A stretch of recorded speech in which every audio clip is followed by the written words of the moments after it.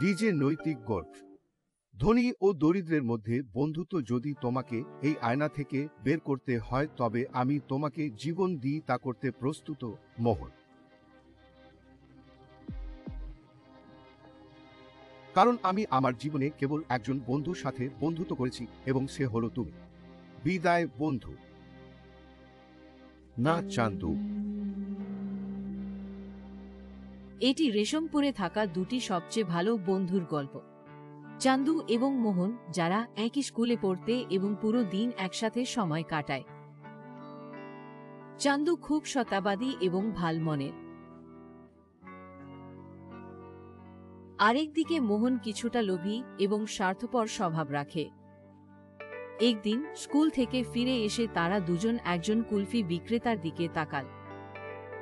ও কুলফি, আমি নিশ্চয়ই এই কুলফি খাও। কিন্তু মোহন, আমাদের কাছে কুলফি খাওয়ার জন্য টাকা নেই। চান্দু, মোহন আছে তো তুমি কেন চিন্তা করবে? আপনি কুলফি নিয়ে যান এবং এটি খাওয়ার উপভোগ করেন। মোহন চান্দুকে কুলফি বিক্রেতার কাছে নিয়ে যায়। কুলফি বিক্রেতা, আমাকে একটা কেশর পিস্তা আর একটা আমের কুলফি দাও। ঠিক আছে বাচ্চারা, আমি এখনই দিয়ে দিচ্ছি। ওহ না চান্দু, ওই দেখ, আছে সোনালী ফলের গাছ। সোনালী ফলের গাছ? এটা কিভাবে সম্ভব? মোহন মিথ্যা কথা বলে কুলফি বিক্রেতাকে বিভ্রান্ত করে এবং কুলফি বিক্রেতা ফিরে দেখলে মোহন অনেক কুলফি চুরি করে চান্দুর সাথে পালিয়ে যায় এবং কুলফি বিক্রেতাও তার পিছু পিছু দৌড়ানো শুরু করে। থামান, তোমরা দুজন কোথায় পালাচ্ছ? মূর্খ তুমি, আপনি আমাদের ক্ষতি করেছেন। চান্দু এবং মোহন জঙ্গলের গাছের ছায় ঢুকে যায় আর সেখানেই তারা দুজনে কুলফি খায়। মোহন, এই কুলফি খেলে আমাদের পেট খারাপ হবে নিশ্চিত, কারণ এই কুলফি চুরি করে নেও হচ্ছে। ওহ না চান্দু, তুমি কি বলছ? হ্যাঁ, তুমিও। জীবনে কিছু লাভ করতে চাইলে আপনি ন্যায় বা অন্যায় চিন্তা করে না, কখনো কখনো আপনাকে প্রতারণা করে এগিয়ে যেতে হবে। এটা একেবারেই ভুল মোহন।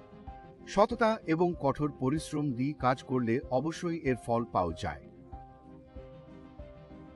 মোহন এবং চান্দু খুব ঘনিষ্ঠ বন্ধু, কিন্তু তাদের মতামত এবং ধারণা খুব ভিন্ন। সময়ের সাথে সাথে মোহন প্রতারণা করে ধনী হয়ে ওঠে এবং তিনি শহরে বসতি স্থাপন করেন, তবে চান্দু গ্রামেই থাকে।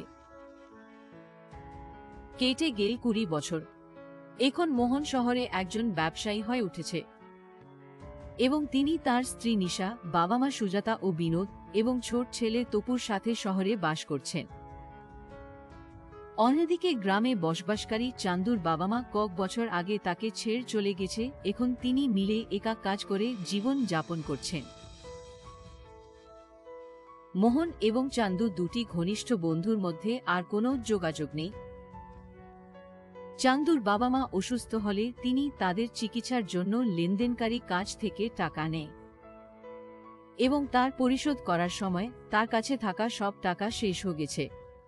তার বার মালিক আলোকনাথ এসে তাকে সতর্ক করে দেয়।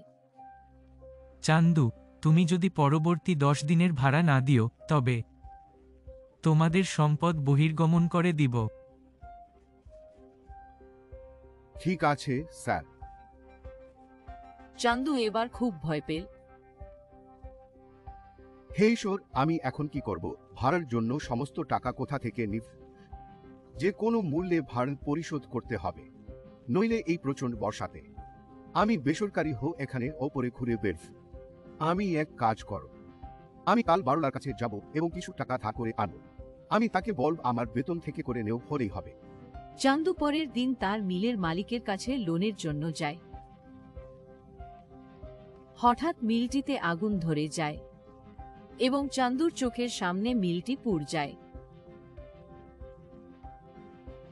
না, দরিদ্র চান্দুর জীবনে এখন সংসার কালো মেঘ সমস্ত দিক থেকে তাকে ঘিরে নিয়েছে।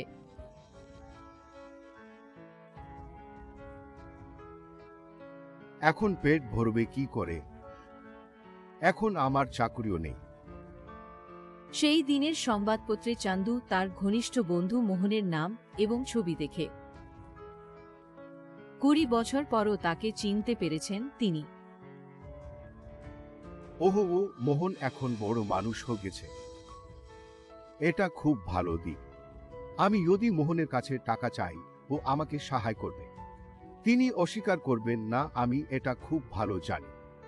চান্দু মোহনকে টাকা চাইতে শহরের অফিসে যায়। মোহন তার বন্ধুদের সঙ্গে অফিসে উদ্যোগ নিয়ে আছে। এটা কি? অফিসে কাজ না করে পার্টি চলছে। হে শিশুদি, আমরা করেছি, সেই ধোকার কথা কেউ জানতে পারবে না।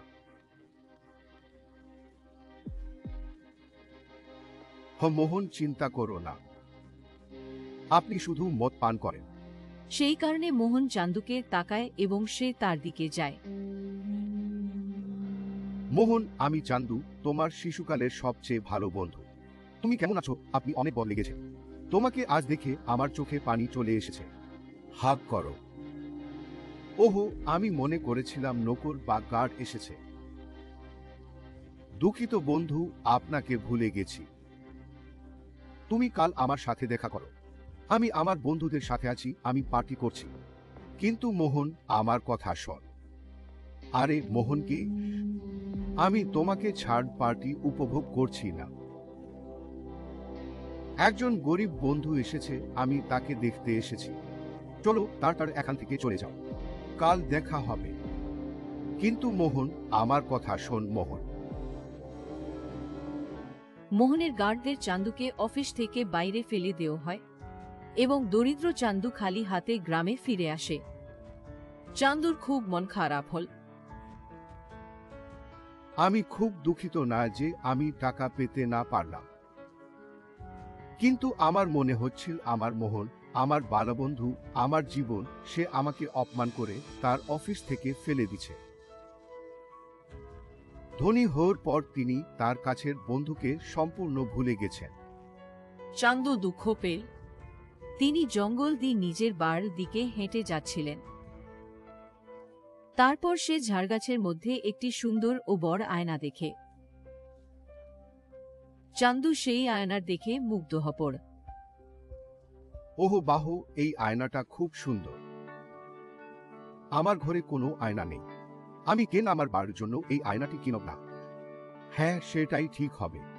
চান্দু সেই সুন্দর আয়নাটি তার বাড়িতে নিয়ে যায়। রাতে সেই আয়না থেকে অপ্রকাশিত আলো উঠে এসে আর সেই আয়না থেকে একটা আওয়াজ ভেসে আসে। চান্দু, আমি এক জাদুর আয়না। জাদুর আয়না? হ্যাঁ, জাদুকরি আয়না। তুমি আমার কাছে যা চাইবে, আমি তোমাকে তাই দেব। আপনি খুব দয়ালু মানুষ, এবং সেই কারণেই আমি তোমাকে আমার মালিক হিসেবে নির্বাচন করেছি। এবার আপনার ধনী হওয়ার পালা। চান্দু মাবি আয়নার এই অদ্ভুত মহিমায় আকর্ষিত হয়। যে কোনো জিজ্ঞাসা করলেই জাদুকরি আয়না সেই শব্দে। কিছুদিনের মধ্যেই দরিদ্র চান্দু গ্রামের সবচেয়ে ধনী ব্যক্তি হয়ে ওঠে। গরিবদের জন্য তিনি অনেক ভালো কাজ করেন। শহরে মোহনের ব্যবসা অবনতি লাভ করে এবং যদিও তিনি চায় না, তবে তিকে গ্রামে ফেরত দিতে হবে। এবং তারপর তিনি জানলেন যে চান্দু ধনী হয়ে গেছে। সে চান্দুর সাথে দেখা করতে যায়। তারপর সে দেখে যে চান্দু যত্নশীল আয়না থেকে কিছু সোনার মুদ্রা নিচ্ছে। ওহ না, তাই চান্দু ধনী হওয়ার গোপন রহস্য হলো কি তা। এখন এই জাদুর আয়নাটা আমার হবে। চান্দু যেখানে চলে গেছে সেখানে মোহন জাদুকরি আয়নাটি চুরি করতে যায়। তখন সে যে জাদুর আয়নায় ফসে যায়। না, সহায়তা, আমাকে এই আয়না থেকে বের করো চান্দু। মোহনের চিৎকার শুনে চান্দু তার কক্ষে ফিরে আসে এবং সে আশ্চর্য এবং অবাক হয়ে মোহনকে দেখে আয়নায় ফঁদে পড়ে। মোহন, তুমি এখানে? আমাকে ক্ষমা করে দাও চান্দু। শহরে আমার ব্যবসা ধ্বংস হয়ে গেছে এবং সেই কারণেই আমাকে গ্রামে ফেরত আসতে হচ্ছিল। এবং তোমার জাদুকর আয়না দেখে আমি এসেছিলাম তা দেখে। তারপর আমি।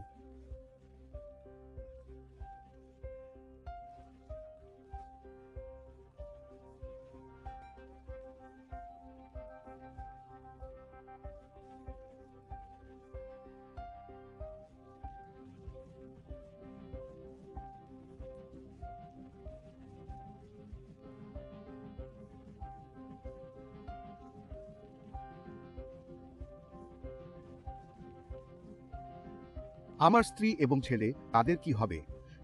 চান্দু, আমাকে এই আয়না থেকে মুক্তি দাও। আমি আপনার সঙ্গে বন্ধুত্ব রক্ষার্থে আবেদন করছি। ঠিক আছে। জাদুর আয়না, মোহনকে কি করে বার করি? মোহনকে ছাড়তে গেলে তোমাকে প্রাণ দিতে হবে। চন্দু এবং মোহন জাদুর আয়না শুনে অতিশয় অবাক হয়।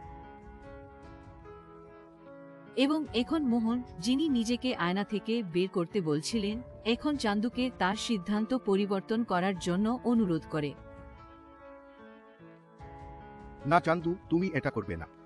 আমি সোজা করে বলছি, তুমি এত বছর পর এই জীবন পেয়েছ। তুই বাঁচি, তুমি তোমার জীবন দাও না। আমি আপনাকে অনুরোধ করছি। না মোহন, তুমি আমার খুব ভালো বন্ধু। আমি তোমাকে তোমার পরিবার থেকে বিচ্ছিন্ন করব না। নিজের যত্ন নিন। বিদায়। এই বলে চান্দু বিষ পান করে, আর ম্যাজিক আয়না থেকে বেরিয়ে আসে মোহন। চান্দু, আমার কি হচ্ছে? কিছু একটা করো, ম্যাজিক আয়না। আমার বন্ধুকে প্রাণ ফিরিয়ে দাও। আমি ভেবেছিলাম তুমি চান্দুকে মরতে দেবে, কিন্তু না, আপনি তাকে থামানোর চেষ্টা করেছিলেন। এখানেই আপনাদের বন্ধুত্বের দেখা মেলে। আমি এই পরীক্ষা তোমার বন্ধুকে পরীক্ষা করার জন্য নেওয়া হয়েছে, যাতে আমি জানতে পারি আপনি আসলেই আপনার ভুল বুঝতে পেরেছেন কিনা। শেষে জাদুর আয়না চান্দুকে জীবিত করে দেয়। দুই বন্ধু এক হয়ে যায় আর সুখে সংসার শুরু করুন।